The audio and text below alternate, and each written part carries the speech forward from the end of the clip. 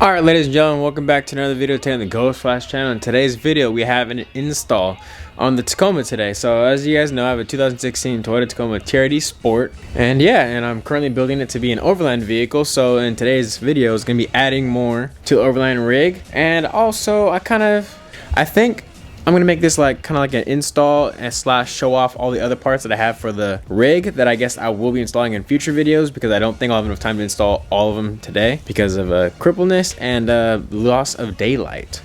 But in today's video, we're gonna be installing some D-rings, or I guess not really installing these, but basically there's a bracket right here, as you guys can see, or it mounts in a factory location, uses a factory bolt, and allows you to hook up the D-rings to essentially these, and they just are dangle there. So kind of hard to explain. I'm not really too sure on how to explain it because I'm still new into this whole overlanding business, but I'm gonna go ahead and show you guys where these will be installed, and I also got to figure out what size socket it's going to be.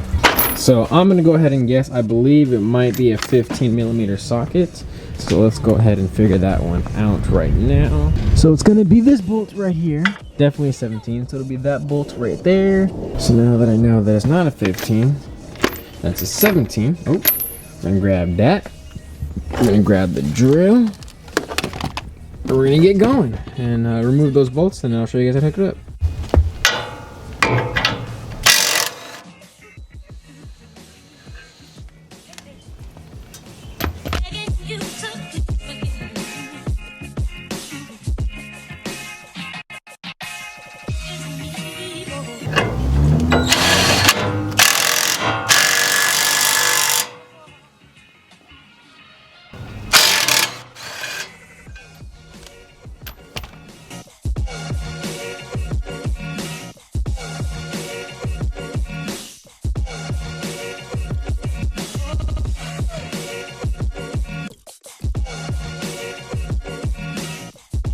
So for the passenger side, as I'm realizing, you have to remove the OEM tow hook mounting spot, or tow hook bracket, whatever you want to call it. Also 17mm.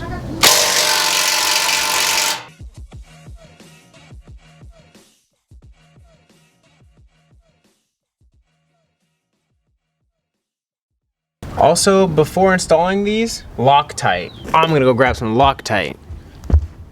Definitely something you don't want to forget to use, because you don't want these bolts backing out and or causing you problems on the trail. Because if these things back out on you, you ain't gonna be a happy camper now, aren't ya? No, you will not. So we're gonna go ahead and send these ones back in to where they belong.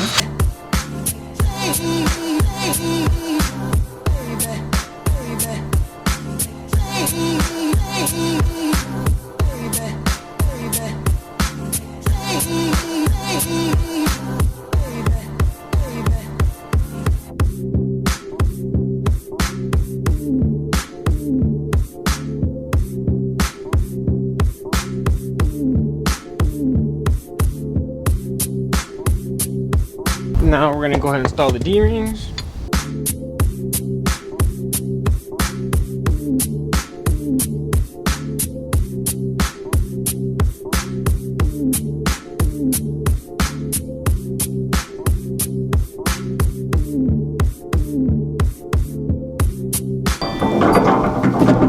She on there.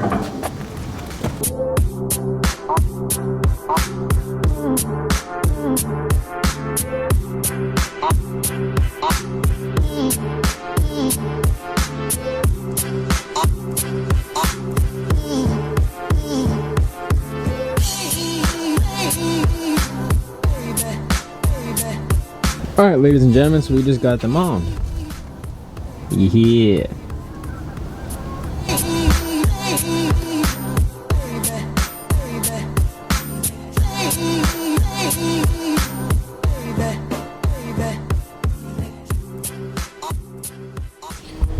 Alright, so let's go and take you guys back here. Now that I got those front D-rings installed, let's go ahead and show you guys what I got back here. I got my shovel, got my 2 axes mounted, got my high lift jack, and we got the rooftop tent and the cool little lights for the back.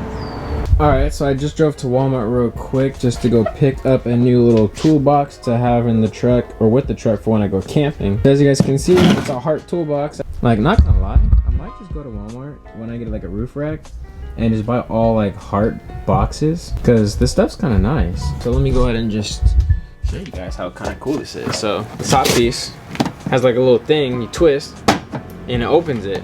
So it opens this way, opens this way. You got all this storage space on the inside, which is kind of sick. And then you got this little compartment up top over here, another compartment up top over there. This thing was only $51, bro. Bro, if you guys don't know about this, bro, go to Walmart. This is plugged for $50, and they're stackable and lockable. So this is amazing. This is amazing. So the plan is to figure out a way, because obviously it's lockable, so I'm good there. Find a way to mount this into my truck. That way I can keep this in my truck. The plan is to have my recovery gear and tools and whatnot inside of this box. But it'd be cool to be able to have it in my truck 24/7. But I'm still trying to figure out a way to mount this in there and lock it into place so no one can steal it. So for the meantime, we're just gonna put the stuff that I need in it and just keep it off to the side.